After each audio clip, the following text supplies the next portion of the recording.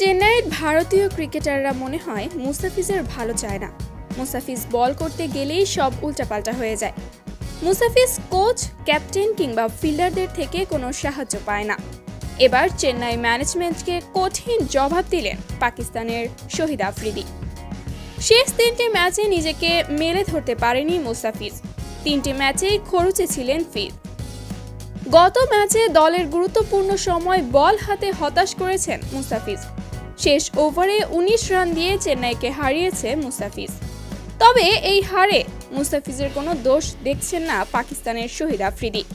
তিনি বলেন, মুস্তাফিজের ভালো মনে হয় চেন্নাইয়ের কেউই চায় না। যে মুস্তাফিজ প্রথম দিকে এত ভালো করছিল, যে মুস্তাফিজের ওভারে এত সুন্দর ফিল্ডিং সেটআপ হতো, সে মুস্তাফিজের ওভারে এখন কেন এমন হচ্ছে? ফিল্ডিং সেটআপ কেন বদলানো হলো? সে তো ভালোই করছিল। তাছাড়া ডান হাতে ব্যাটারদের বিপক্ষে হুট করেই কেন রাউন্ড দ্য উইকেটে এসে বল করলো? এই প্ল্যানগুলো তো আর মুস্তাফিজ করেনি। মুস্তাফিজের ওভারেই কেন এত পরীক্ষা নিরীক্ষা?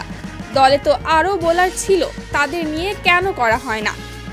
আর মুস্তাফিজ বল করার সময় ফিল্ডারদের হাবভাব দেখলে মনে হয় দৌড়াতে তাদের কষ্ট হয়। 4 চলে যাক, তাতে কি হয়েছে?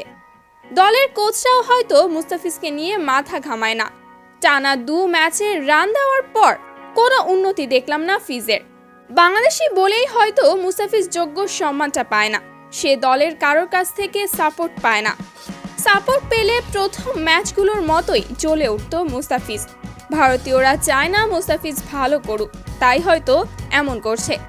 রীতিমতো ভারতীয়দের ধুয়ে দিলেন শহীদ আফ্রিদি। প্রিয় দর্শক, আফ্রিদির সাথে আপনি কি একমত? কমেন্ট করে জানিয়ে দিবেন আপনার গুরুত্বপূর্ণ মতামত ভিডিওর কমেন্ট বক্সে। ধন্যবাদ।